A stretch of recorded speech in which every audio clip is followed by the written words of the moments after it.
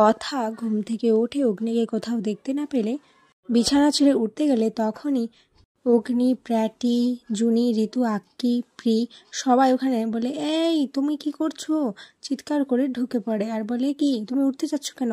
কথা ভয় পেয়ে যায়। অগ্নি বলে, আরে কাম ডাউন, তুই এভাবে উঠতে যাচ্ছিস কেন?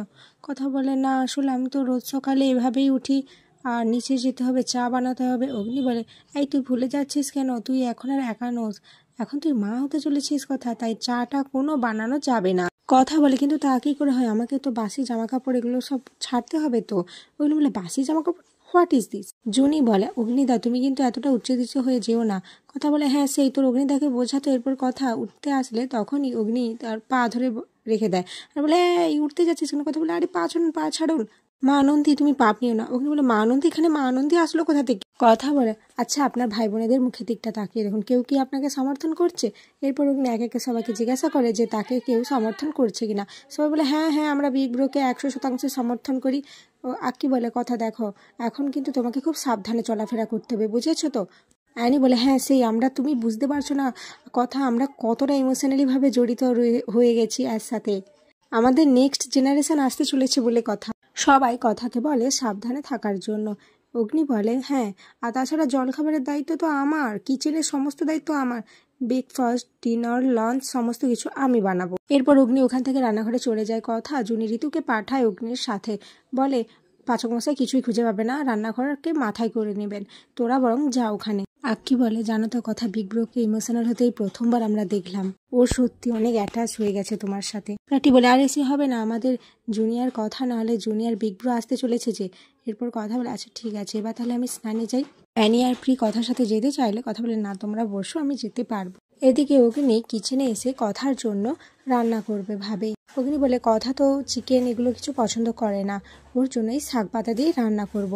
ওখানে তখনই জুনি আর ঋতু আসে। ওরা বলে অগ্নিকে হেল্প করার কথা, কিন্তু অগ্নি বলে, না আমার হেল্পের দরকার হবে না, আমি নিজে আমার বেবির জন্য বানাবো আর কথার জন্য বানাবো।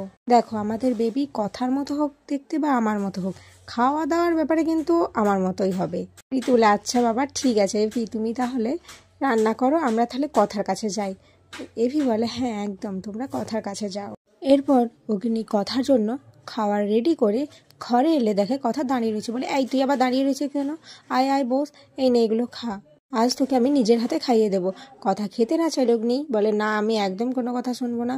আরে তুইকে বললাম না কালকে যে বেবিকে হেলদি রাখতে হবে, তো তার জন্য এগুলো তোকে খেতে হবে। এরপর কথা উঠে চলে যেতে গেলে তখনই কর্তা দিদা আর কর্তা দাদু পিছিয়া চলে আসে। কর্তা দাদু বলে, আমি বলেছিলাম না তোমায় রেনু, ওপরে হট্টগোল হচ্ছে, সবাই মিলে কথা আমাকে মনে হয় ধরেছে এরা। টোটকা বলে, বাবা তুমি আমাদের মধ্যে এসো না তো, তুমি যাও এখন এখানে, আমরা এখন এখানে থাকবো। কর্তা দাদু বলে, তোমার এত বড় সাহস, তুমি আমাকে বলছো চলে যেত? তুমি জানো কে আসতে চলেছে? গুহ ফার্মার নতুন উত্তরাধিকারী আসতে চলেছে। অগ্নি বলে, কি? একদমই নয়, আসতে চলেছে মাই মমস ক্যাফের মালিক, ওকে। এরপর এটা নিয়ে দাদু নাতির মধ্যে ঝামেলা শুরু হয়ে যায়। অগ্নি বলে, দেখো ঠাম, এই চোখকে কিন্তু বলে দেবো, এই সব কম আমাকে সবসময় পাচক পাচক বলবে না।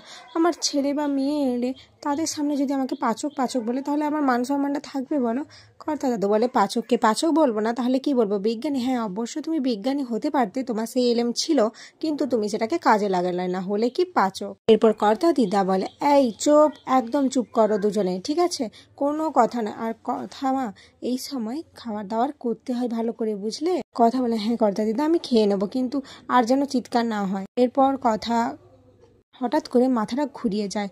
অগ্নি বলে, এই তোর মাথা ঘুরাচ্ছে নাকি? বস বস বস, আমি আজকেই তোকে ভালো গাইনোর কাছে নিয়ে যাব, শহরের বেস্ট গাইনোর কাছে তোকে আমি নিয়ে যাব, তোকে দেখাবো ডাক্তার, আমি কোনো রিস্ক নিতে চাই না। এরপর অগ্নি কথাকে একজন ভালো গাইনোর কাছে নিয়ে যায়। সেখানে গিয়ে কথার রিপোর্টগুলো ডক্টরকে দিতে থাকে। তখনই অগ্নির ফোনে একটা কল এলে অগ্নি ওখান থেকে বেরিয়ে যায়। এরপর ডক্টর কথাকে বলে, মিস গুহ আপনার কিন্তু প্রেগনেন্সি খুবই কমপ্লিকেটেড। কথা শুনে অবাক হয়ে যায়। তখন ডাক্তার বলে, হ্যাঁ আপনার বাচ্চা ধারণ করার ক্ষমতা খুবই কম রয়েছে, এতে মিসক্যারেজ হওয়ার সম্ভাবনাটা অনেকটাই বেশি হয়ে যায়। কথা ভাবতে থাকে মনে মনে যে অগ্নিকে সে কীভাবে এই কথা বলবে। অগ্নি এই বাচ্চাটাকে নিয়ে অনেক স্বপ্ন দেখেছে, সে কিভাবে তাকে এই সত্য কথাটা, এত কঠিন কথাটা জানাবে। তখনই ডাক্তারবাবু কথাকে এমন চিন্তিত হতে দেখে বলে, মিসেস গুহ, আপনি এতটাও ভেঙে পড়বেন না, আর এতটা ঘাবড়ে যাওয়ার মতো কিছু হয়নি। এরকম কমপ্লিকেটেড অনেকেরই হয়, কিন্তু প্রপার রেস্ট নিলে আর প্রপার ট্রিটমেন্ট করালে ভয়ের কিছু থাকবে না। কথা বলে, হ্যাঁ ডক্টর, আমি একদম সম্পূর্ণরূপে আপনাদের কথা মেনে চলব। আপনি প্লিজ আমার স্বামীকে এ ব্যাপারে বলবেন না। ডক্টর বলে, কিন্তু এটা তো আমাদের এথিক্সের বাইরে পড়ে, আমাকে তো জানাতেই হবে। কথা বলে, প্লিজ ডক্টর ম্যাম, আপনি দয়া করে ওনাকে কিছু বলবেন না। উনি আমাদের সন্তানকে নিয়ে অনেক স্বপ্ন দেখেছেন, অনেক অ্যাটাচমেন্ট রয়েছে, তাই আমি চাই না উনি এসব শুনে ভেঙে পড়ুক।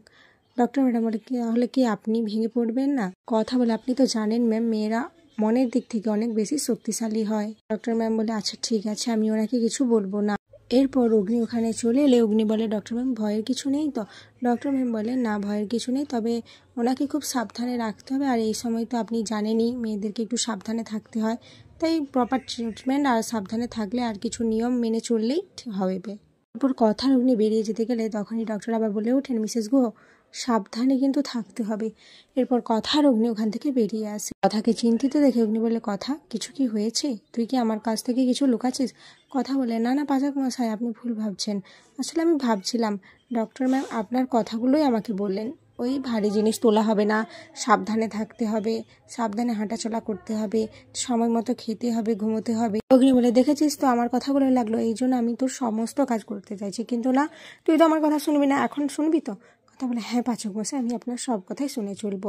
এরপর কথাকে নিয়ে অগ্নি বাড়ির দিকে রওনা দেওয়ার কথা মনে মনে ভাবে, সব ঠিক রেখো মা আনন্দী, তোমার ভরসাতেই রয়েছি। এরপর ছোটকা অগ্নিকে বলে, আচ্ছা আমি কিন্তু একটা কথা ভাবছি, আমাদের গুহবাড়ির আগামী জেনারেশন মানে তোর সন্তান কি হবে, বাবার মতো ইংরেজ হবে না মায়ের মতো খাঁটি বাঙালি হবে? আক্কি প্র্যাটি এরা বলে, এটা কিন্তু আমি ভোটটা কথাকে দিচ্ছি, মায়ের মতো খাঁটি বাঙালি হবে। অ্যানি আর প্রি অগ্নিকে ভোট দেয়।